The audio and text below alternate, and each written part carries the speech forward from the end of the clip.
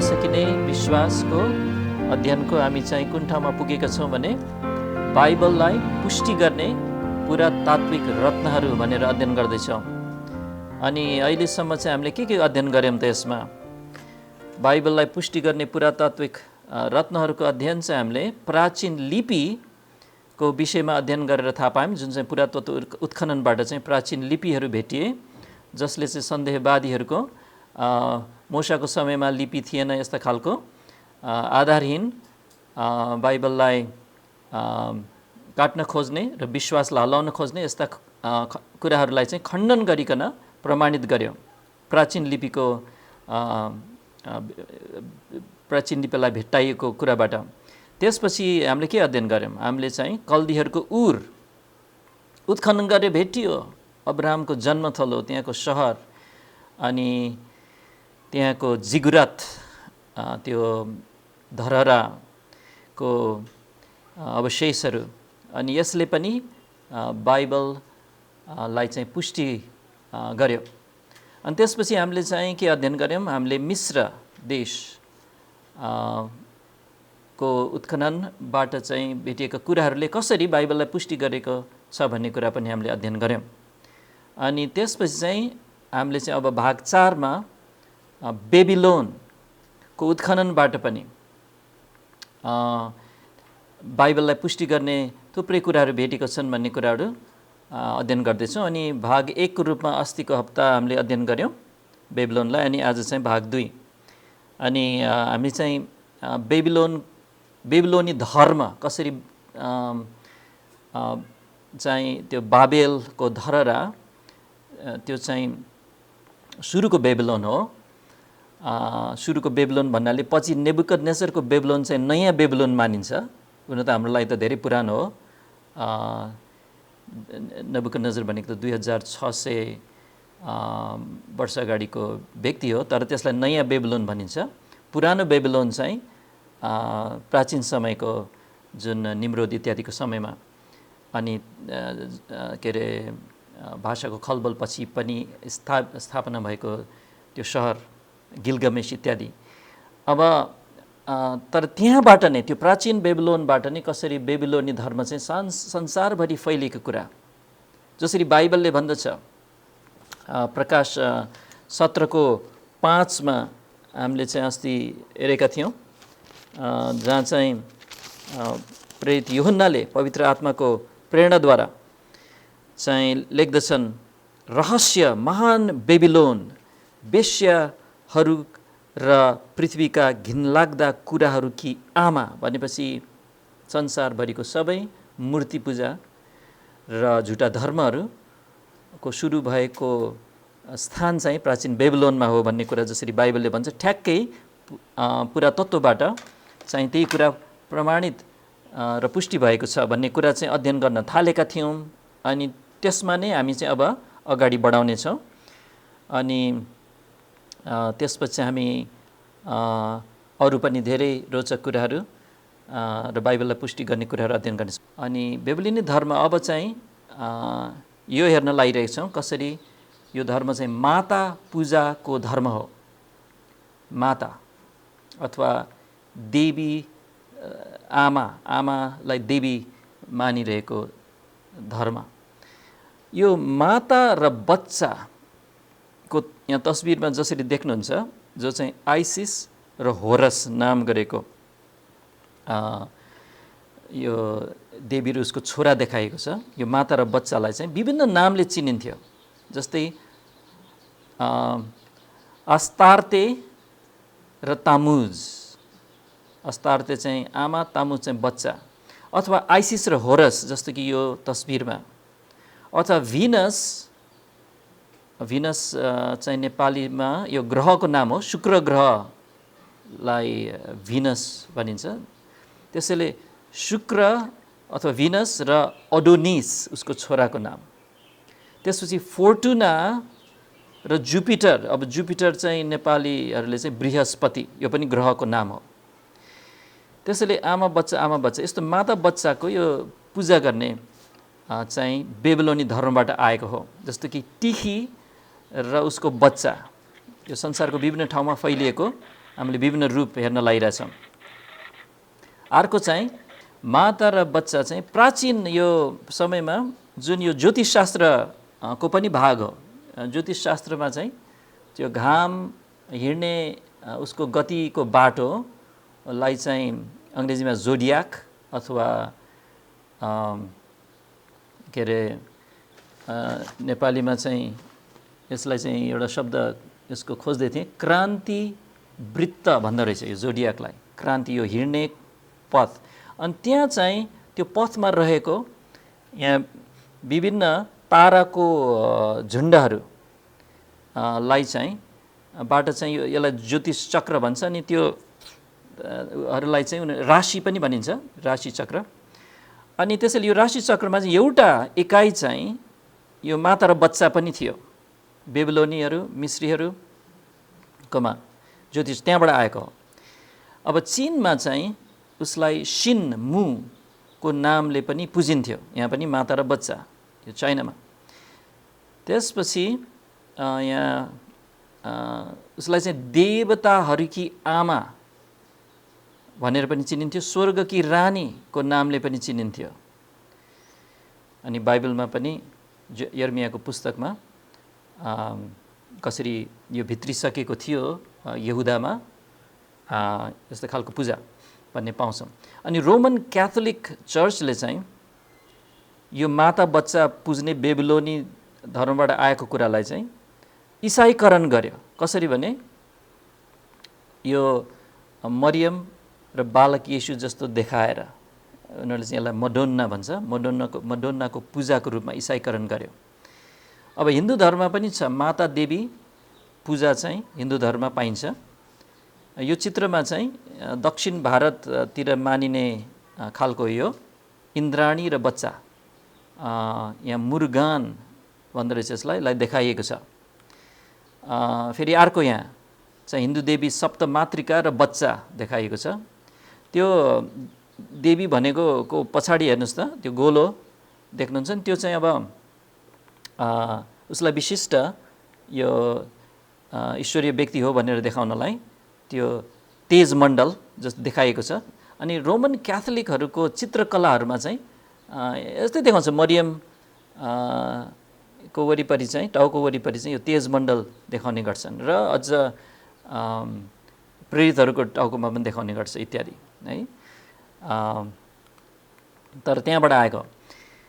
अनि माता देवी पूजा चाहिँ बुद्ध धर्ममा पनि पाइन्छ। यो हो बच्चा समाइराखेकी ग्वानियन। अनि यो माता देवी चाहिँ केसम्म आबद्ध थियो भने यसलाई पुज्ने कार्य चाहिँ मृत्यु र बौरी उठाइसित। यो होरस वा तामुज भनिने आइसिसको छोरो मरेर फेरि बौरियो भनेर भन्छन् उनीहरू। यो चाहिँ प्रभु येशू ख्रीष्टको मृत्यु र बौरी उठाइलाई चाहिँ हाइज्याक गरेको शैतानिक अपहरण थियो। अनि यो चाहिँ आउनेवाला ख्रीष्ट विरोधीले पनि यस्तै गर्नेछ, जसलाई मृत्युसम्म पुग्ने चोट लागेको छ र ऊ बौराइनेछ। जसरी प्रकाशको 13 अध्यायमा चाहिँ हामी पढ्न सक्छौँ। म त्यहाँ पढिदिन्छु। प्रकाश 13 को 3 चाहिँ यहाँ लेखेको छ, अनि मैले त्यसका टाउकाहरूमध्ये एउटालाई मानव मृत्यु हुने गरी चोट लागेको देखेँ, अनि त्यसको मृत्युसम्म पुर्याउने चोट निको भयो र सारा संसार छक्क परेर पशुको पछि लाग्यो भनेको छ। अनि अब हिन्दू धर्ममा चाहिँ के अरे गणेश त्यो के को टाउको त्यो हात्तीको टाउको। अब उसलाई चाहिँ अब हिन्दू धर्म अनुसार चाहिँ यो चाहिँ पार्वतीको छोरा हैन। अनि के अरे शिव आएर उसको टाउको काटिदियो। अनि पछि चाहिँ विष्णु गएर चाहिँ यस्तो यस्तो भयो भनेर अनि त्यसपछि हात्तीको टाउको काटेर उसलाई चाहिँ जोडिदिएको। त्यसैले यहाँ पनि देख्छौँ है, आमा बच्चा अनि मृत्यु र बौरी ठाई यो संसारभरि नै शैतानले चाहिँ ख्रीष्टको मृत्यु र बौरी ठाईलाई चाहिँ यसरी के अरे अपहरण गर्ने प्रयास गरेको छ। अर्को कुरा चाहिँ बेबिलोनी धर्म चाहिँ सर्प पूजाको धर्म पनि हो।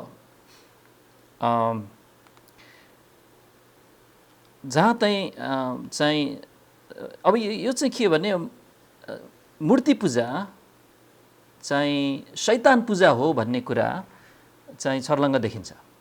किनभने शैतानले परमेश्वरको विरोधमा हव्वालाई चाहिँ पाप गर्न उस्काउने चाहिँ के प्रयोग गर्यो, एउटा सर्पलाई प्रयोग गर्यो। उसले रोजेको प्राणी चाहिँ सर्प थियो।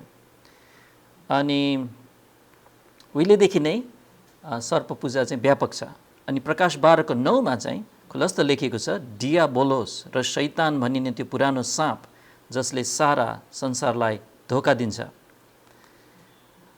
बाबेलको समयदेखि आजसम्म सर्पलाई मूर्ति पूजाले एउटा प्रमुख स्थान दिँदै आएको छ। अनि सर्प बाहेक चाहिँ अर्को यो अजिङ्गर भन्ने शब्द, बेबिलोनको एउटा प्रमुख देवता चाहिँ मार्दुक अथवा मेरोदाक, यो चाहिँ अजिङ्गरको रूपमा पुजिन्थ्यो। अनि यहाँ अजिङ्गरलाई देखाउन खोजेको हो। अनि भजनहरूमा चाहिँ बेबिलोनीहरूको त्यो प्राचीन भजनहरूमा त्यसलाई चाहिँ महान सर्प अजिङ्गर भनी सम्बोधन गरिएको छ। हिन्दीहरूले नाग पूजा गरेको जस्तै हो। सर्प वा अजिङ्गर चाहिँ चिनिया ज्योतिष चक्रको, फेरि त्यो जोडियाको एक चक्र एउटा भाग पनि हो। त्यो जुन 12वटा हुन्छ राशिमा, तीमध्ये एउटा चाहिँ चिनियामा चाहिँ अजिङ्गर अथवा सर्प पर्छ। अब ग्रिकहरूको किम्वदन्तीमा चाहिँ आएर चाहिँ हेऱ्यो भने त्यहाँ अस्क्लेपियस भन्ने उनीहरूले एउटा देवतालाई मान्थ्यो। त्यो चाहिँ सर्पसित आबद्ध भएको एउटा देवता। अनि त्यो चाहिँ निको पार्ने देवताको रूपमा चाहिँ पुजिन्थ्यो ग्रिकहरूको बिचमा अस्क्लेपियसलाई। यो अस्क्लेपियसको मन्दिरमा जाँदाखेरि चाहिँ यस्तो देखिन्थ्यो, उसको छेउमा चाहिँ एउटा लौरोमा सर्प बेरिएको रूपमा देखाइन्थ्यो। अनि भक्तजनहरूलाई चाहिँ चङ्गाइदिन्छ भनेर उनीहरूले विश्वास गर्थ्यो यो अस्क्लेपियसको मन्दिरहरूमा। अनि अहिले चाहिँ आधुनिक औषधि विज्ञानलाई हेऱ्यो भने त्यहाँ तपाईँले सायद एम्बुलेन्समा पनि देख्नुहुन्छ होला, त्यही लौरो अस्क्लेपियसको लौरो हो, त्यसको वरिपरि चाहिँ यो सर्प बेरिएको रूपमा देखाइन्छ। अनि त्यो चिन्ह नै बन्न गएको छ अहिले विश्वव्यापी रूपमा। अब दक्षिण अमेरिकामा चाहिँ माया जाति भन्ने बस्थे। अब उनीहरूको सन्ति त अहिले पनि छन्, तर यो माया जातिले चाहिँ क्वेजालकोतललाई चाहिँ पूजा गर्थ्यो। यो चाहिँ प्वाख भएको सर्पलाई पूजा गर्थ्यो। यहाँ चाहिँ यसरी देखाएको छ। अब हिन्दू धर्ममा चाहिँ अब तपाईँहरू कोही कोहीले देख्नु भएको छ, यो पाटन दरबारमा जानुभयो भने चाहिँ यो एउटा सुनले बनेको सिंहासन देख्नुहुन्छ। अनि हिन्दू धर्ममा चाहिँ सर्पको एकदम विशेष स्थान छ भन्ने त हामीलाई सबैलाई थाहा छ। अनि यो 500 वर्ष पुरानो सिंहासन हो। सर्प नै सर्प छ, हेर्नुहोस् त, यो सुनको डिजाइनमा। सर्पलाई बुद्ध धर्ममा पनि विशेष स्थान दिएको छ। यहाँ चाहिँ बुद्धलाई चाहिँ एउटा डल्लो परेको नाग वा सर्पमाथि बसेको र त्यसको टाउको कवचले चाहिँ बुद्धलाई रक्षा गरिएको देखाइएको छ। अब यो चाहिँ सर्प पूजाको कुरा आयो बेबिलोनी धर्मबाट। तर अब बेबिलोनी धर्म चाहिँ गुड पूजाको धर्म हो भन्ने कुरा पनि हामी अध्ययन गर्नेछौँ। गुड पूजा भने के हो? अदृश्य आत्मिक संसारलाई छिचोल्ने हेतुले चाहिँ अथवा अदृश्य संसारमा छिर्न खोज्ने एउटा प्रयासमा र ईश्वरलाई उनीहरूले अब भगवान देवता जेसुकै भनन् है, ईश्वरसित चाहिँ प्रत्यक्ष सम्पर्क गर्ने अनुभव गर्न खोज्ने प्रयासलाई चाहिँ गुड ज्ञान भनिन्छ अथवा मिस्टिसिजम। अनि त्यो त जताततै छ। प्राचीन मूर्ति पूजाको हरेक पक्ष चाहिँ गुड ज्ञानको पछि लाग्ने धर्म थियो। अनि त्यसमा चाहिँ अनेक प्रकारका रीति अभ्यासहरू समावेश थिए। जस्तै मन्त्र जप्ने मानीहरू जुन ओम मेमे पेने भनेर चाहिँ उनीहरूले घुमाउँछन् नि, अनि मालाहरू जप्ने कार्य, त्यो खास केही सोच्नुपर्ने कुरा होइन। यो गुड धर्म भने कस्तो भने सोच्ने, त्यहाँ लेखिएको कुरा अध्ययन गर्ने नभइकन जे गरिन्छ मन्त्र जपेर भएछ त्यो सोच्ने होइन कि त्यो चाहिँ खालि एउटा यस्तो तरिकाले गर्ने कि अनि एउटा अनुभवमा छिर्न खोज्ने, एउटा अदृश्य संसारभित्र छिर्नको लागि त्यो मन्त्र जप्ने। जस्तो कि तपाईँ बौद्धमा जानुभयो र त्यहाँ गुम्बा वरिपरि हेर्नुभयो भने बेला बेलामा त्यहाँ चाहिँ प्राचीन कुनै लेखोटलाई चाहिँ सँगै मिलेर पढिरहेको हुन्छ। तर त्यो पढ्ने कार्य चाहिँ उनीहरूले त्यो बुझ्नलाई पढिरहेको हुँदैनन् है, खालि त्यो आवाज निकाल्ने अनि एक किसिम तरिकाले निकाल्छन् अनि त्यो पढिरहेको हुन्छन् अनि त्यो आवाजहरू बजिरहेको हुन्छ अनि त्यो चाहिँ एउटा अनुभवभित्र छिर्न खोजेको मात्र हो। हामीले बाइबल अध्ययन गरे जस्तो कदापि होइन है। त्यसैले यी मन्त्र जप्ने, माला जप्ने, पानी छर्कने यस्ता रीतिहरू, बत्ती बाल्ने, घण्टा बजाउने, मन्दिरका सिँढी चढ्ने, ध्यान गर्ने, यी सबै रीतिहरू चाहिँ गुड धर्म, गुड ज्ञान, यो रहस्यमय ज्ञान चाहिँ पाउन खोज्ने प्रयास थियो। हिन्दू धर्म गुड अभ्यासहरूमा डुबेको छ, जस्तै मन्त्र जप्ने, बत्ती बाल्ने, घण्टा बजाउने, माला जप्ने अनि विशेष गरी चाहिँ योग अभ्यास गर्ने। योगा चाहिँ हिन्दू धर्मको एकदम एउटा गहिरो अभ्यास हो जुन चाहिँ पुरै हिन्दू धर्मसँग जोडिएको कुरा हो। यो चाहिँ एक्सर्साइजको रूपमा कहिले पनि सोचिनु हुँदैन। बुद्ध धर्म पनि गुड अभ्यासहरूमा डुबेको छ, जस्तै मन्त्र जप्ने, मानी घुमाउने है, स्तूपको परिक्रमा गर्ने र ध्यान गर्ने। रोमन क्याथोलिक चर्चले चाहिँ यस्तो बेबिलोनबाट आएको गुड ज्ञानको धर्मलाई चाहिँ इसाईकरण गर्यो र त्यसलाई आफ्नो यो मोनास्टरीहरू अथवा सन्यासलयहरूको प्रमुख आध्यात्मिक पाटा बनायो। रोमन क्याथोलिक चर्चको चाहिँ गुम्बाहरू, उनीहरूको पनि गुम्बा हुन्छन्, खालि गुम्बा भन्दैन, उनीहरूले मोनास्टरी भन्छ। त्यहाँ चाहिँ विवाह नगरेका पुरुषहरू एकातिर, स्त्रीहरू अर्कोतिर छुट्टै छुट्टै, अनि उनीहरू चाहिँ कोहीसँग भेट्दैनन्, कोही त बोल्दा पनि बोल्दैनन् कोहीसँग। उनीहरूले त्यस्तो तपस्या गरे हुन्छन् होइन। अनि पुरा मरुभूमिमा कता गएर अनि त्यहाँ कस्तो खालको अभ्यास गर्थ्यो भने यही गुड ज्ञानको खोजी हो। यो त्यो अनुभवमा छिर्न खोज्ने हो, एउटा मिस्टिसिजम, बेबिलोनी गुड ज्ञानलाई इसाईकरण गरेको। यसको अभ्यास चाहिँ उदाहरणको लागि यो रोमन क्याथोलिक व्यक्तिहरू हुन् यिनीहरू, जस्तै कि अभिल्ला भन्ने ठाउँको टेरेसा र अर्को चाहिँ इग्नेसियस लोयोला जस्ता क्याथोलिक मङ्कहरूले, यी रहस्यवादीहरूले चाहिँ गरेका थिए। आज चाहिँ यो बेबिलोनी गुड ज्ञान रोमन क्याथोलिक चर्चद्वारा चाहिँ इसाई जगतभरि फैलिरहेको छ र यो अन्तिम दिनहरूको वेश्या मण्डलीको केन्द्रमा रहेको कुरा हो, जुन चाहिँ प्रकाशको 17को 5मा हामीले हेरेका थियौँ। पृथ्वीका घिनलाग्दा कुराहरूकी आमा। अब रोमन क्याथोलिक चर्चबाट बेबिलोनी धर्म, त्यसपछि रोमन क्याथोलिक चर्चसँग कनेक्सन भएर रोमन क्याथोलिक चर्चबाट सबै इसाई भन्नेहरूमा चाहिँ फैलिरहेको छ, अहिले नै फैलिरहेको छ एकदमै द्रुत गतिले। अनि त्यसमा चाहिँ रोमन क्याथोलिकहरू मात्र छैनन्, इभान्जेलिकल भनेको सुसमाचारवादीहरू पनि वारवार्ती त्यसमा लागिरहेका छन्। जस्तै कि यो पुस्तकद्वारा, यो रिचर्ड फस्टर अनि अन्य लेखकहरूद्वारा पनि हो, त्यसमा छन् ड्यालस विलर्ड, टोनी काम्पोलो, रिक वारेन। अब रिक वारेनको त किताब नेपालीमा अनुवाद गरिएको छ, उसको विभिन्न किताबहरू, जस्तो कि उद्देश्य प्रेरित जीवन, कतै देख्नु भएको छ त्यो शीर्षकको, यो रिक वारेन। बिल हाइबल्स, बेथ मुर, म्याक्स लुकाडोफ, फिलिप यान्सी, ली स्ट्रोबेल, प्रभुलाई पाएको व्यक्ति हो यिनीहरू, यो ली स्ट्रोबेल, डेभिड जेरेमाया अनि चक स्विन्डल र अरू थुप्रै इभान्जेलिकल अगुवाहरूले प्रोत्साहन दिइरहेको छ यस्तो कुरालाई। यो त परमेश्वरको भेषमा दुष्ट आत्माहरूसितको सङ्गति हो र यसले आत्मिक पतनमा लैजान्छ। धेरै पटक यसले सर्वेश्वरवाद लैजान सक्छ अथवा पान्तेश्वरवादमा पनि लैजान खोजिरहेको हुन्छ।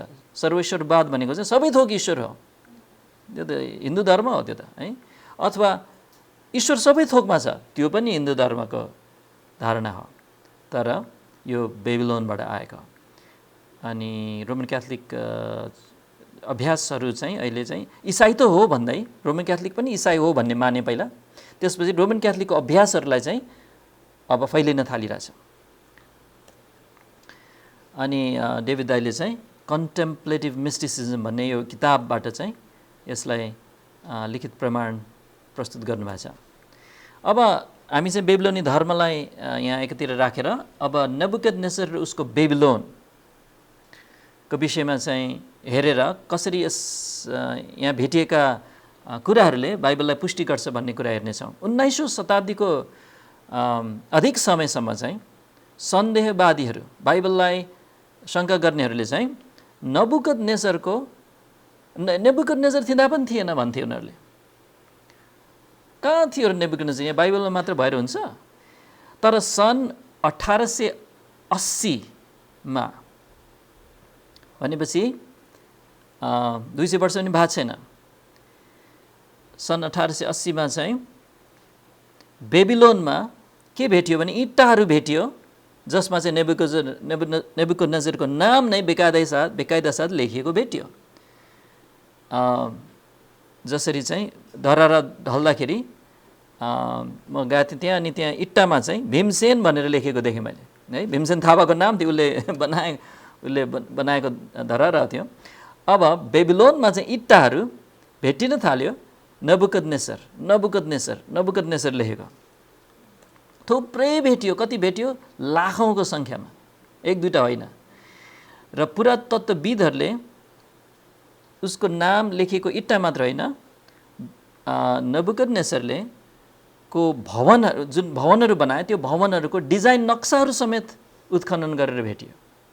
अवश्य कागजमा लेखिएको थिएन, यो चाहिँ उसकै यही इँटा जस्तो पाटीहरूमा चाहिँ लेखेको अथवा ढुङ्गाहरूमा खोपिएको अथवा कुँदिएको डिजाइन नक्साहरू भेटे। जर्मन देशको एउटा समूहले के पुष्टि गर्यो भने नबुकदनेस्सर एक महान निर्माता रहेछ, ऊ त एकदम एउटा बिल्डिङ बनाउन रुचाउने व्यक्ति रहेछ। उनीहरूले उत्खनन गरेर भेट्टाएको हो त्यो कुरा। अब हामीलाई सोधेको भए त पहिले भनिदिन्थ्यो बाइबलमा लेखेको छ भनेर, तर उनीहरूले त सुन्दैन हाम्रो कुरा, बाइबलको कुरा। तर उत्खनन गरेर चाहिँ उनीहरूले भेट्टाए कि नेबुकदनेस्सरको समयमा उसले नै नयाँ बेबिलोन निर्माण गरेको रहेछ, ठ्याक्कै जसरी बाइबलले बताएको छ। एकचोटि दानियल 4:30 पदमा चाहिँ हामी हेर्नेछौँ। दानियल 4:30 पदमा त्यहाँ नबुकदनेस्सर बोलिरहेको यहाँ व्यक्त गरिएको छ 4:30 अब हामी चाहिँ यहाँ 29 पदबाट पढौँ। 12 महिनाको अन्ततिर तिनी बाबेल राज्यको दरबारमाथि घुमिरहेका थिए भनेपछि दरबारको माथि उसको छतमा ठुलो कौसीमा राजा बोलेर भने के यो त्यो महान बाबेल होइन र जसलाई मैले आफ्नै बलको सामर्थ्यले राजकीय वासस्थान हुनलाई र मेरो प्रतापको महिमाको निम्ति निर्माण गरेको हुँ भनेर दानियल अगमवक्ताले लेखेका छन्। अब पछि दानियल नबुकदनेस्सरले चाहिँ यरुशलेमलाई आक्रमण गर्छ अनि कैद गरेर लान्छ। अनि ऊ चाहिँ 3 चोटि आउँछ। पहिलोचोटि आउँदाखेरि चाहिँ दानियल र उनका मित्रहरूलाई र धेरैजना यहुदीहरूलाई चाहिँ बेबिलोनमा कैद गरेर लगेको थियो अनि त्यहाँ आफ्नो दरबारमा पनि ल्याएको थियो युवाहरूलाई। अनि हामीले अब हेर्न लागेको जुन वर्णनहरू छन् त्यो चाहिँ दानियल र शद्रक मेशक अबेदnego इत्यादिले आफ्नै आँखाले प्रत्यक्ष देखेका कुराहरू हुन्। सोच्नुहोस् है, जुन हामीले बाइबलमा पढ्छौँ उनीहरूले उत्खनन गरेर भेटेका छन्। बेबिलोनले प्राचीन पूर्वी गोलार्धका जम्मै सहरहरूलाई उछिने भनेको मतलब उनीहरूको निर्माणको हिसाबले चाहिँ यति भव्य थियो कि उर अथवा सुसान अथवा कुन जुनसुकै ठाउँको निनिवे जुनसुकै दरबार जुनसुकै सहर भनौँ त्योभन्दा चाहिँ बेबिलोन भव्य थियो। नेबुकदनेस्सर त्यस्तो खालको निर्माता थियो। त्यसका बाटाहरू चौडा र सिधा थिए अस्ति नै उल्लेख गरेको थियौँ कसरी युफ्रेटिस नदीको एउटा भाग चाहिँ त्यो बेबिलोन सहर भएर बग्थ्यो अनि त्यसको समानान्तर चाहिँ सडकहरू थिए अनि त्यसलाई फेरि ठ्याक्कै 90 डिग्री एङ्गलमा चाहिँ काट्ने अरू सडकहरू थिए भनेपछि नदीमा जान सक्न बाटाहरू थिए अनि प्रत्येकलाई त्यो सडकलाई देउताको नाम पनि दिएको थियो कसैलाई मार्दुक कसैलाई सिन एनलिल आदाद शमाहा नर्गिल इस्टार यसरी नाम दिएको थियो सहर पुरै मूर्ति पूजामा डुबेको थियो त्यहाँ मुख्य देवताहरूका 53वटा मन्दिरहरू थिए मार्दुकका 55वटा थान थिए अन्य पार्थिव देवताहरूका 300वटा थान थिए र आकाशीय देवताहरूका 600वटा थिए र इस्टार देवीका 180 वेदीहरू थिए सहर अनैतिकताको मलकुण्ड थियो अनि त्यसको नाम समेत हरेक आधुनिक भाषामा अनैतिकता जनाउने शब्द भएको छ यो बेबिलोन भन्ने बित्तिकै चाहिँ अनैतिकता किनभने त्यो सहर चाहिँ एउटा धार्मिक केन्द्र पनि थियो व्यापारिक केन्द्र पनि थियो र धेरै चाहिँ अनैतिक कामहरू त्यो धर्म नै अनैतिकतासँग जोडिएकोले पनि यस्तो थियो त्यो सहर चाहिँ अन्तर्राष्ट्रिय व्यापार वाणिज्यको महान केन्द्र थियो त्यसका वाणिज्य सङ्घहरूले रथ गाडा जहाजबाट आउने सामग्रीका मूल्य र विनिमय दरहरू निर्धारण गर्थे भनेपछि सहरको बाहिरतिर जहाँ के अरे युफ्रेटिस नदीको किनारमा चाहिँ त्यहाँ चाहिँ यो सङ्घका कार्यालयहरू हुन्थ्यो अनि त्यहाँ चाहिँ के अरे सट्टापट्टा गर्ने अब कति रेटमा यो किनबेच हुने यी सब निर्धारण गरिएको हुन्थ्यो अनि आजसम्म पनि हामीले बेबिलोनी नापतौल प्रणाली प्रयोग गर्दैछौँ किनभने त्यो लेखौटहरूबाट थाहा भएको छ बेबिलोनका पर्खालहरूको चाहिँ कुरा गर्दा चाहिँ इतिहासकार हेरोडोटसको बयान चाहिँ अचम्मको छ हेरोडोटस भन्ने ग्रिक इतिहासकार हुन् अनि उनी चाहिँ ईपू भनेको ईसापूर्व 450 ताका थिए त्यो भनेको चाहिँ एज्रा नेहमायाको समयमा जब दोस्रो मन्दिर निर्माण गरे यहुदीहरूले त्योभन्दा के अरे लगभग 60-65 वर्ष पछाडि मात्रको कुरा हेर्दैछ हामीले यहाँ अनि उसको अनुसार चाहिँ बेबिलोनका पर्खाल 90 किलोमिटर लामो थियो कम्तीमा 50 फिट अल्गो थियो र बाहिरी पर्खाल 80 फिट चौडा थियो चौडा हो यो 80 फिट र 4वटा घोडाले तान्ने रथ सजिलैसित फनक्कै फर्कन सक्थ्यो जुन मार्ग चाहिँ माथिल्लो भागमा रहेको थियो भनेपछि यो पर्खालको माथिबाट चाहिँ रथहरू कुद्थ्यो अनि फनक्कै फर्काउन सकिन्थ्यो 4-4वटा घोडा भएको रथ फर्काउन सक्थ्यो 80 फिट त चौडा थियो अनि पर्खाल त्यहाँ चाहिँ 3वटा पर्खाल थिए नेबुकदनेस्जरले चाहिँ त्यसलाई झन् मजबुत बनायो अझ थपे पनि अनि पर्खाल बाहिरी पर्खालको उता के अरे त्यहाँ बिचमा चाहिँ के हुन्थ्यो भने पर्खालको वरिपरि खाडल हुन्थ्यो अनि त्यहाँ पानीले भरेको हुन्थ्यो भनेपछि शत्रुले नाग्नलाई भित्र आउनलाई गाह्रो हुन्थ्यो अनि जसरी यहाँ देखाउन खोजेको छ हुन त यो बेबिलोनको तस्बिर होइन यो त इजरायलको हो तर तपाईँलाई आइडिया दिनलाई चाहिँ यहाँ पर्खाल जुन एङ्गलमा बनाएको छ त्यसैले यहाँ चढ्न पनि गाह्रो हुन्थ्यो अनि त्यहाँ पानी हुन्थ्यो अनि गोहीहरू पनि राखिन्थ्यो अनि पर्खालको मासतिर चाहिँ ठाउँ ठाउँमा 250वटा प्रतिरक्षा टावरहरू थिए अनि जो पर्खालभन्दा अझ 10 फिट अल्गो हुन्थ्यो यो टावरहरू अनि त्यो सहरभित्र पस्नलाई चाहिँ त्यहाँ धेरैवटा ढोकाहरू थिए ती ढोकाहरू चाहिँ पित्तलले फलामले बनेको कुरा चाहिँ उल्लेख छ एकचोटि यशाया 45को 2मा हेर्नेछौँ यशाया 45को 2 पदमा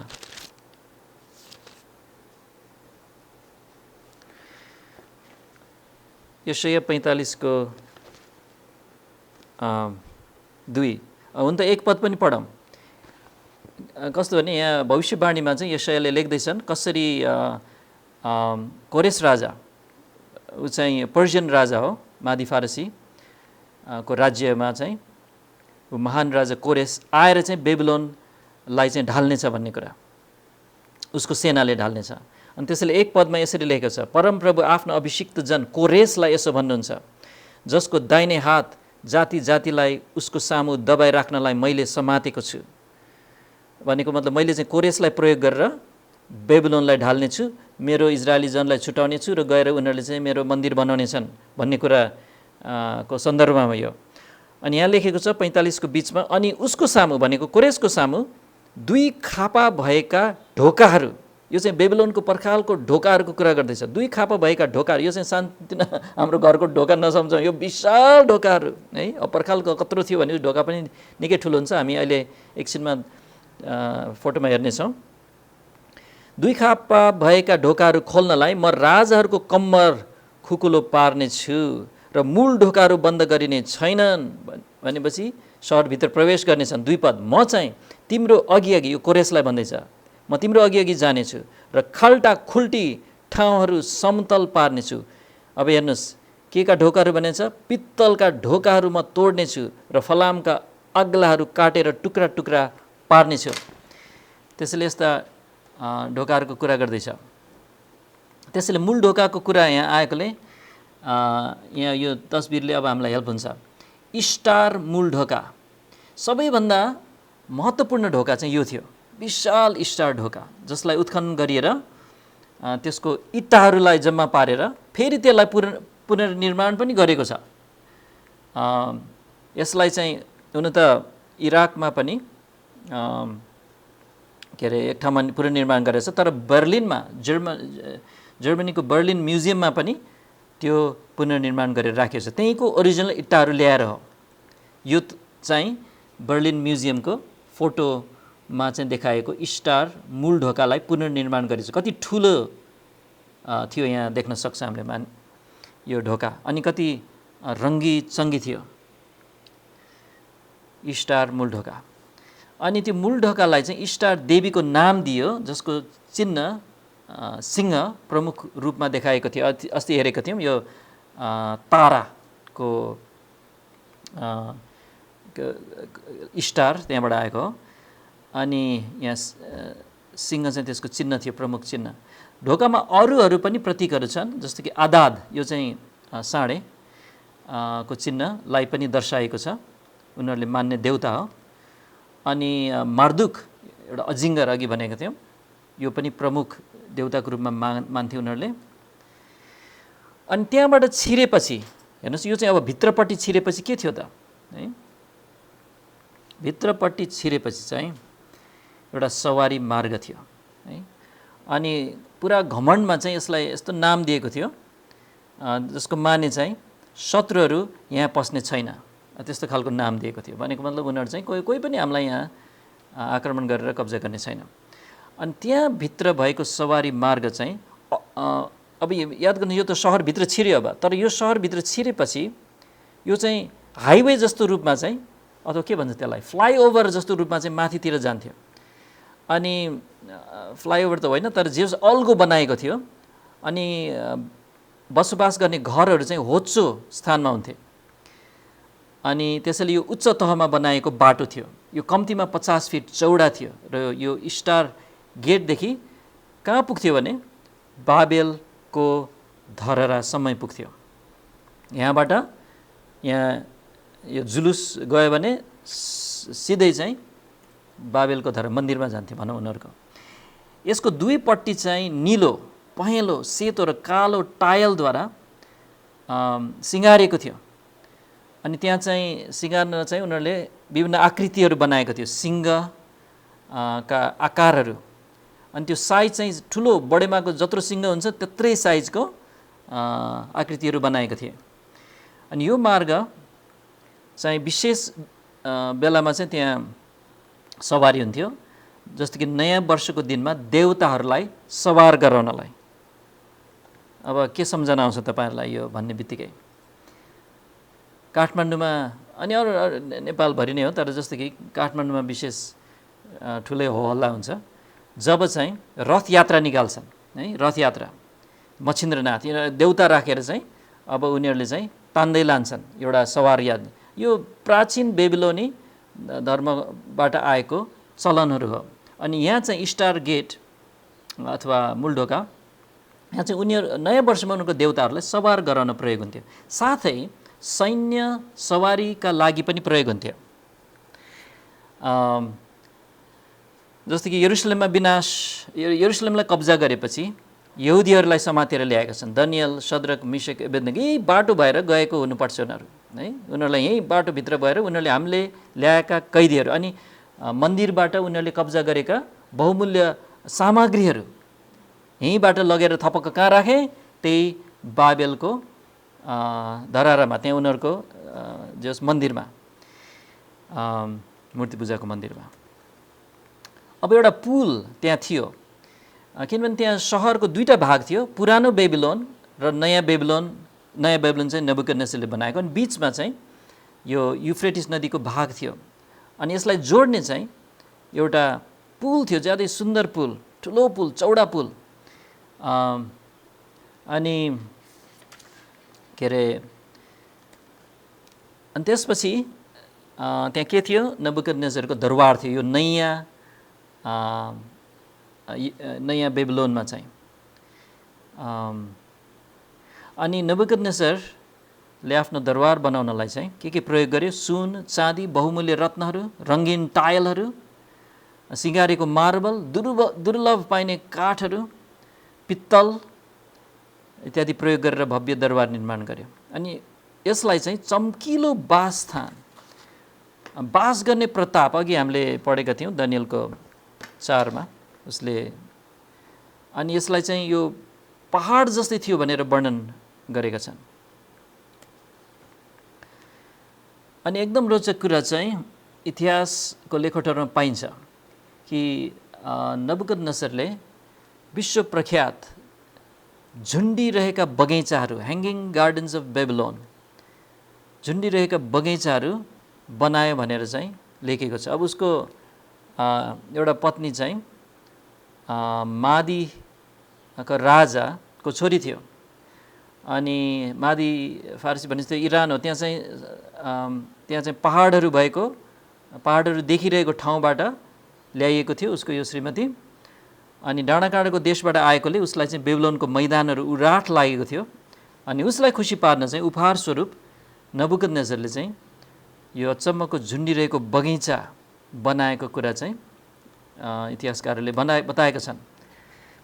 उसले के गर्यो भने एउटा कृत्रिम आर्टिफिसियल एउटा पहाड नै बनाइदियो, जसमा जङ्गल, महिमित बगैँचाहरू बनाए, जुन चाहिँ अब त्यो माथि माथि हुने रुखहरू चाहिँ अब तल तल हिँड्ने, सडकमा हिँड्ने बेबिलोनी नागरिकहरूको टाउकोमाथि चाहिँ 80 फिट माथि चाहिँ रुखहरू उम्रिरहेको हुन्थे, अथवा त्यसको हाँगाहरू चाहिँ फैलिरहेको उनीहरूले देख्न सक्थे। त्यसैले झुन्डिरहेको बगैँचा त्यसैले भनेको हो। ग्रिक इतिहासकार डियोडोरस सिक्युलसले चाहिँ ती बगैँचाहरूको बयान गरेको छन्। उसको क्षेत्रफल चाहिँ 400 वर्ग फिट भएको, तिनीहरू 80 फिट उचाइमा रहेको। अनि अर्को लेखक स्ट्राबो, यो पनि ग्रिक इतिहासकार हो, उसको अनुसार चाहिँ उक्त संरचना केले बनेको थियो भने पोलेको इँट र अलकत्रा। अब बाबेलको धरारा जस्तै सामग्री उस्तै छ, र तह तह गरी चाप आकारको छतहरू, चाप भनेको आर्च का छतहरू र घनाकार स्तम्भहरू, भनेपछि यो चारकुने स्तम्भहरू विशाल विशाल त्यसमा अडिरहेको छ। अनि त्यो स्तम्भहरू चाहिँ बिचमा खोक्रो बनाएको छ कसरी हो, अनि त्यहाँभरि माटो पुरिएको छ र विशाल रुखहरूको जराहरू चाहिँ त्यसभित्र गएको हुन्थ्यो अरे। अब यसरी बयान गरेको छ। अनि बगैँचाहरूलाई माथि चाहिँ छतले ढाकेको हुन्थ्यो र तलबाट चाहिँ सिँढीमा चढेर माथि जान सकिन्थ्यो। अनि देश विदेशबाट अजीबका बोट बिरुवाहरू त्यहाँ ल्याइन्थ्यो। अनि अब जहाँ तहीँ त्यहाँ खोला र फोहराहरू बगिरहेको पानी चाहिँ कहाँबाट ल्यायो त यति माथि भन्ने चाहिँ युफ्रेटिस नदीबाट चाहिँ माथि एउटा पोखरीमा चाहिँ पानी जम्मा गरियो। अनि यो कसरी गर्यो होला भन्ने मा चाहिँ हामीलाई लाग्ला, तर प्राचीन समयमा पानी माथि उठाउने विभिन्न प्रविधिहरू थिए। अनि बिजुली बत्ती त होइन, तर एउटा चाहिँ कमाराहरूलाई प्रयोग गरेर, तर त्यो पनि बाल्टिनमा बोक्दै त होइन, त्यो त अब के अरे त्यो धेरै समय लाग्छ। तर कमाराहरूले चाहिँ त्यहाँ जलयन्त्र विशेष खालको मिसिनहरू उनीहरूले चाहिँ चलाउँथे। अनि त्यो मान्छेले चाहिँ चलाइ गरे त्यो मिसिन, अनि पानी चाहिँ माथि उठाइन्थ्यो। अहिले चाहिँ त्यस्तो मिसिन चाहिँ अब बिजुलीले चलाइन्छ पम्पहरूबाट, तर पहिला चाहिँ विशेष खालका मिसिनहरू थिए। अनि त्यसको प्रमाणहरू चाहिँ विभिन्न ठाउँमा भेटिएको छ।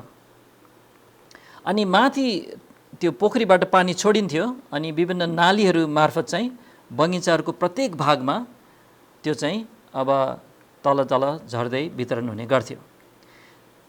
त्यसका यो मिसिनहरू चाहिँ हुनसक्छ स्क्रु पम्प, त्यो चाहिँ अहिलेसम्म पनि वास्तवमा त्यो कहीँ त्यो प्रविधि चाहिँ प्रयोग भएको छ, बिजुली इत्यादि प्रयोग गरेर, वा चेन पम्पले बनेका थिए। इन्डियामा त अहिलेसम्म पनि ठाउँ ठाउँमा त्यो प्रयोग भइरहेको छ भन्ने अनुमान गरिएको छ। अनि अब यो रोमन पम्प हो, यो तस्बिरमा देखिएको। यो चाहिँ दोहोरो क्रियाद्वारा पानी तान्ने तेस्रो शताब्दीको रोमी पम्प हो।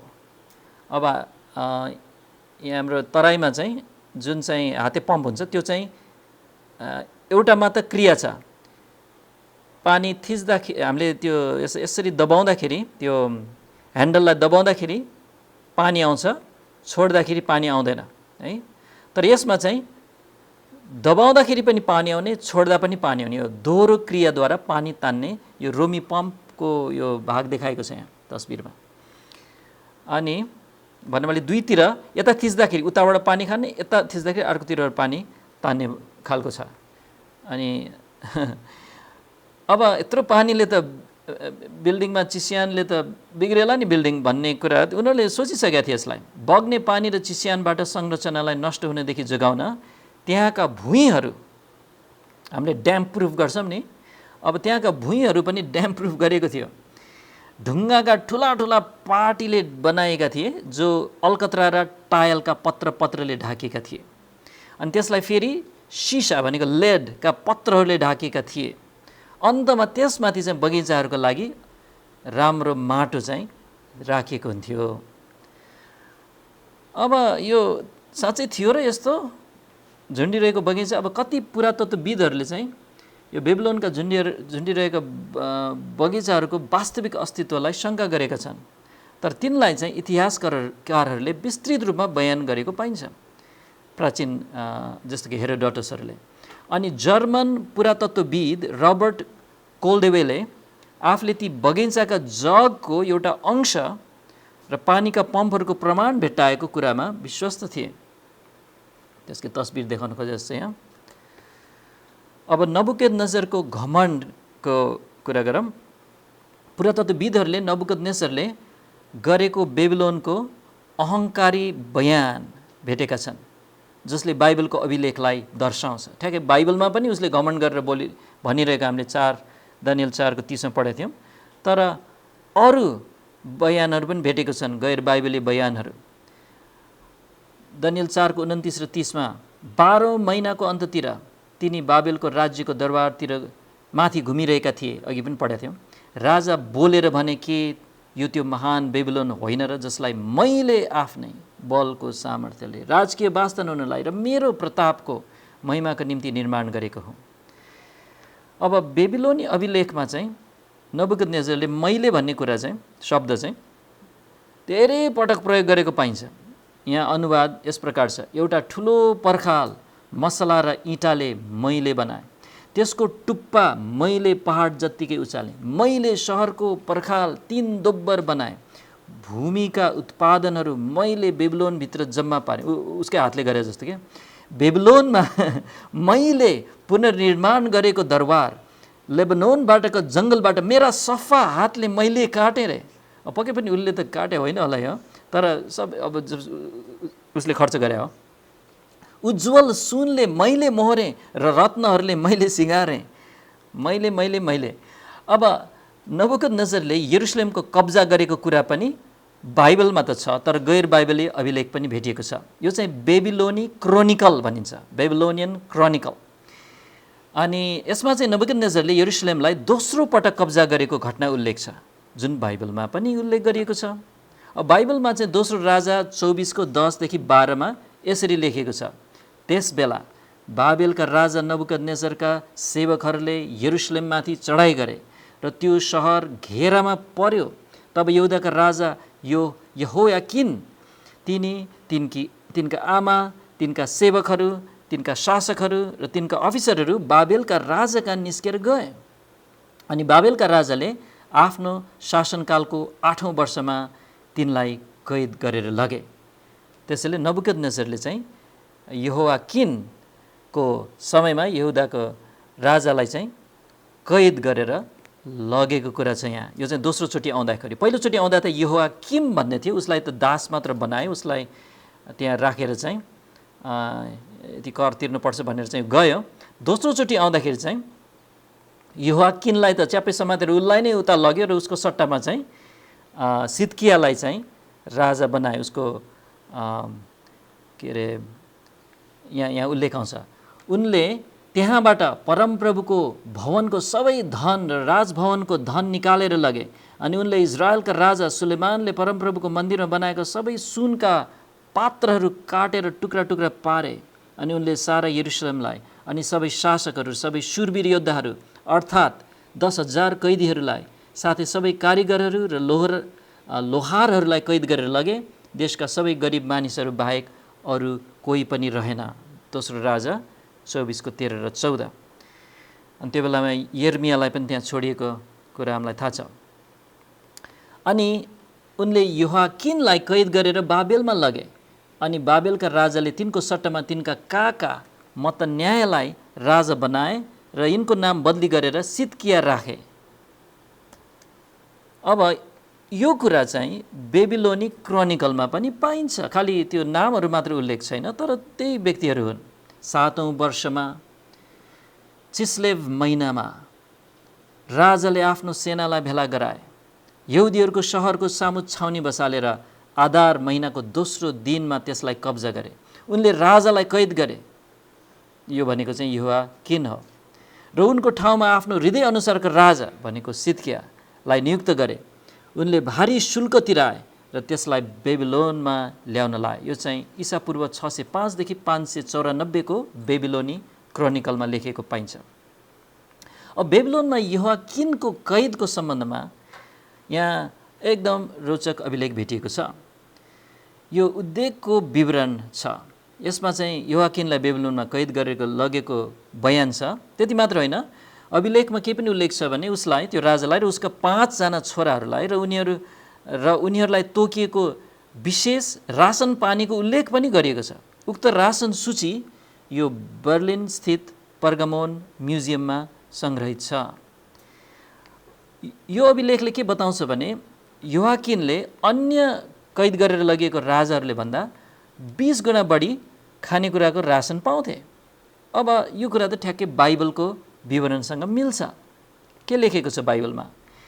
दोस्रो राजा 25 को 27 मा, अनि यहुदाका राजा यहोयाकिन कैदमा परेको 37औं वर्षको 12औं महिनामा त्यस महिनाको 27औं दिनमा यस्तो भयो, बाबेलका राजा एविल मरोदाकले, अब अर्को राजा आइसकेको थियो, मेरोदाक याद गर्नुभयो, त्यही मार्दुक अथवा उनीहरूको देवताको नाम चाहिँ एविल मेरोदाकले आफूले राज्य गर्न सुरु गरेको वर्षमा यहुदाका राजा यहोयाकिनलाई झ्यालखानाबाट निकाले। पहिला त झ्यालखानामा राखिएको थियो नेबुकदनेस्जरको पालामा, एविल मेरोदाकले चाहिँ उसलाई निकालेर त्यसपछि के गर्यो? अनि उनले तिनीसित दयाको कुरा गरे र तिनको सिंहासन बाबेलमा आफूसँग भएका अरू राजाहरूको सिंहासनभन्दा उच्च पारे। अनि उनले तिनको कैदका लुगाहरू बदली गरिदिए। अनि तिनले आफ्नो जीवनभरि नै निरन्तर राजाको सामु भोजन गरे। अनि तिनको जीवनभरि नै तिनलाई हर दिनको आवश्यकता अनुसार राजाबाट नियमित भत्ता दिइन्थ्यो। अब अन्त्यतिर आएछौँ। यहाँ बेलशज्जरको नाम चाहिँ दानियलको 5 अध्यायमा पाउँछौँ। जब बेबिलोन ढल्यो हैन, अब नेबुकदनेस्जरले सुरु गर्यो, अनि त्यसपछि चाहिँ लास्टमा चाहिँ बेलशज्जर छ।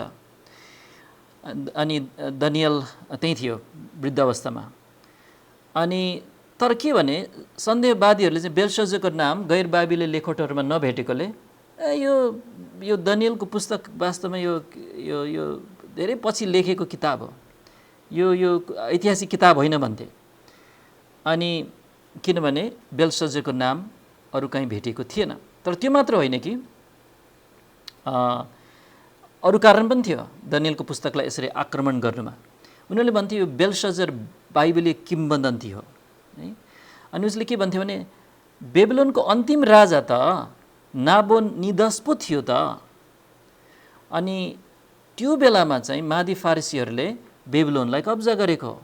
नाबोनिदस हो अन्तिम राजा, बेलशज्जर होइन। बाइबलले बेलशज्जर भन्छ। अब के हो त? अब यो चाहिँ सन्देहवादहरूले यो कुन चाहिँ धारणामा सँग जोडिन्थ्यो भने दानियलको पुस्तक चाहिँ दानियलले लेखेको होइन। दानियल चाहिँ के अरे जे लेखेका छन् दानियलको पुस्तकमा, दानियलको मृत्यु भएपछिको घटनाहरू छ त्यहाँ त। दानियल मृत्यु भएपछि 400 वर्षपछि एउटा एन्टियोकस एपिफनिस भन्ने व्यक्ति आएको थियो। अलेक्जेन्डर द ग्रेट पछि ग्रिकहरूको त्यो साम्राज्य थियो त्यो बेलामा। अनि यो एकजना एन्टियोकस एपिफनिस भन्ने ग्रिक व्यक्ति हो। अनि उसले चाहिँ के गर्यो भने यरुसलेममा आएर त्यहाँ जुन दोस्रो मन्दिर थियो एज्रा नेहमायाको पालामा बनाएको, यरुबाबेलको पालामा बनाएको, त्यहाँ चाहिँ गएर उसले बृहस्पति अथवा जुसको चाहिँ त्यहाँ एउटा वेदी बनाएर सुँगुरलाई त्यहाँ बलिदान चढाएको थियो त्यो मन्दिरलाई उजाड पार्नलाई। त्यो दानियलको पुस्तकमा लेखेको छ त्यो हुनेछ भनेर। तर त्यो कहिले भयो भने 167 एडीमा भयो। अनि यो एन्टिकोस एपिफनिस चाहिँ त्यसको 3-4 वर्षपछि 164मा मृत्यु भएको हो। अनि त्यसैले भन्थे यो दानियलले कहाँ लेखे हुन सक्छ 400 वर्ष अगाडि नै। अनि त्यसैले यो बेलशज्जर भन्ने पनि थिएन। यो पुरै दानियलको पुस्तक चाहिँ किंवदन्ती हो, यो बनावटी हो। तर के भेटियो भने सन् 1854मा जे.जी. टेलरले चाहिँ उरमा बेलशज्जरको नाम कुँदिएको नाबोनिदसको सिलिन्डर भन्ने भेट्टाए। यो मादल जस्तो देखिन्छ तर यो चाहिँ यसमा अभिलेख छ, केही लेखिएको छ। यो सिलिन्डर चाहिँ एउटा आदेश थियो, राजाको एउटा उर्दी थियो। अनि त्यसले के भन्दै थियो भने यस उर्दीबाट बेबिलोनका राजा नबोनिदसले हारानको जुन देवताको र सिप्परको सूर्य देवता शमासको मन्दिरको साथसाथै जिगुरतहरूको पुनर्निर्माण कार्यको उद्घाटन गर्न लगाएको थियो। अनि यहाँ त्यो लेखेको थियो यो पुनर्निर्माण गर्नु भन्ने आदेश थियो यहाँ। अनि यहाँ चाहिँ के भेटियो भने बेलशज्जरको नाम भेटियो। यो चाहिँ ब्रिटिस म्युजियममा रहेको नाबोनिदसको सिलिन्डर मानिन्छ है। अब याद गर्दै गर्नुहोस्, यहाँ कुरा जोडिन थालेछ। उसले के लेखेको छ, म नाबोनिदस बेबिलोनका राजा, मेरो विषयमा चाहिँ मलाई तपाईँको महान ईश्वरत्वको विरोधमा पाप गर्नदेखि जोगाउनुहोस्। प्रार्थना गर्दैछ उसको देवतालाई, र मलाई दीर्घायुको वरदान दिनुहोस्। अनि बेलशज्जर मेरो जेठा छोरा, मेरो सन्तानको विषयमा चाहिँ उसमा तपाईँको महान ईश्वरत्वप्रति आदर भाव हालिदिनुहोस्। यहाँबाट के थाहा भयो? नाबोनिदस चाहिँ बुवा रहेछ, बेलशज्जर चाहिँ छोरा रहेछ है।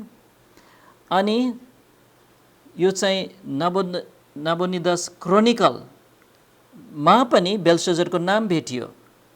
त्यसले यो बताउँछ कि नाबोनिदस 10 वर्षका लागि चाहिँ अरेबियन मरुभूमिमा तेमा भन्ने सहरमा बस्न गएछ। जुन बेला चाहिँ उसको छोरा बेलशज्जरलाई चाहिँ सेनासित बेबिलोनमा राखेको रहेछ। भनेपछि दुईजना नै शासक रहेछ त्यो बेलामा। बुवा राजा हो तर बेलशज्जर पनि राजा हो है। अनि ब्रिटिस म्युजियममा त्यो नाबोनिदसको क्रोनिकल चाहिँ यहाँ राखेको छ, यो तस्बिरमा देखाएको छ। अनि यहाँ के लेखेको छ भने उनले सेनालाई आफ्नो जेठा छोरा उनको पहिलो जन्मेको लागि उनको पहिलो जन्मेकालाई सुम्पे भने गाउँका सिपाहीहरूलाई आफ्नो मातहत मुनि राखे। उनले सबै कुरा छोडिदिए भनेपछि नबुझिदिनुहोस्, बुवा चाहिँले चाहिँ सबै कुरा छोडेर चाहिँ सन्यासी लिन खोजे त होइन, तर अलिअलि त्यस्तै देखिन्छ यहाँ। उनले सबै कुरा छोडिदिए, आफ्नो राजपद उसलाई जिम्मा लाए, छोरालाई बेलशजरलाई, र आफै चाहिँ लामो यात्रा सुरु गरे। नबुकदनेस्सर क्रोनिकलमा यस्तो लेखेको छ। अब यो दुईटा पुरातत्वबाट पाएका रत्नहरूले चाहिँ के पुष्टि गर्छ त? नबुकदनेस्सर क्रोनिकल र नबुकदनेस्सर सिलिन्डरले दानियल 5लाई पुष्टि गर्छ 3 तरिकाले। पहिलो, बेलशजरलाई राजाको संज्ञा दिएको छ दानियलको पुस्तकले, अनि यो साँचो रहेछ। बेबिलोनको पतनको सम्बन्धमा नबुकदनेस्सरलाई उल्लेख गरेन दानियलले, अनि यो ठिक हो, किनभने ऊ त चाहिँ मरुभूमिमा छ, आफ्नो छोरालाई त्यहाँ छोडेर गएछ। अनि बेलशजरले दानियललाई तेस्रो शासकको पद प्रदान गरेका छन्। किन तेस्रो? ऊ दोस्रो हुन्थ्यो नि त होइन, फारो र युसुफ जस्तो। तेस्रो किनभने उसको बुवा नबुकदनेस्सर चाहिँ पहिलो शासक हो। त्यही समयमा बेलशजर उसको छोरा पनि शासक थियो, दोस्रो त्यही राज्यमा, र त्यही शासनकालमा तेस्रो पद चाहिँ दानियललाई प्रदान गरेको कुरा बाइबलमा छ। त्यसैले अचम्मका यी सामग्रीहरूले चाहिँ सन्देहवादीहरूले जुन आक्रमण गरेको र उनीहरूले चाहिँ बाइबललाई चाहिँ उनीहरूले खण्डन गर्न खोजेको कुराहरूलाई चाहिँ यी सामग्रीहरूले चाहिँ बाइबललाई पुष्टि गरेको छ। हुन्छ त आज चाहिँ हामीले बेबिलोनी धर्मको बारेमा, नबुकदनेस्सर उसको बेबिलोन, अनि बेबिलोनका पर्खालहरू, स्टार मूल ढोका, सवारी मार्ग, बेबिलोनको पुल, अनि नबुकदनेस्सरको दरबार, अनि साथै हामीले अरू के हेऱ्यौँ? माफ गर्नुहोस्, यहाँ हामीले चाहिँ झुन्डिरहेका बगैँचाहरू जुन नबुकदनेस्सरले बनाए, अनि नबुकदनेस्सरको घमण्ड समेत पुरातत्वबाट प्रमाणित भएको, अनि नबुकदनेस्सरले यरुशलेमलाई कब्जा गरेको कुरा बाइबलमा लेखेको कुरा पुष्टि भएको, अनि यहोयाकिनको बारेमा, त्यसपछि बेलशजरको बारेमा, अनि यो त्यसैले अब मेरो पछाडि भएको त्यो मादल जस्तो देखिने चाहिँ मादल होइन भनेर थाहा पाउनुभयो। मादल जस्तै देखिन्छ है, तर यो चाहिँ नबुकदनेस्सर बेलशजरको बुवाको नामको सिलिन्डर हो, अनि यो चाहिँ पुरातत्व रत्नहरूमध्येमा एउटा हो। हुन्छ त अब म यो एकैछिनमा प्रार्थना गरेपछि पिडिएफ बनेर पठाइदिन्छु। तपाईँहरूलाई धेरै धन्यवाद। समय अलिकति बढी गएको छ, प्रार्थना गरौँ र यहाँ अन्त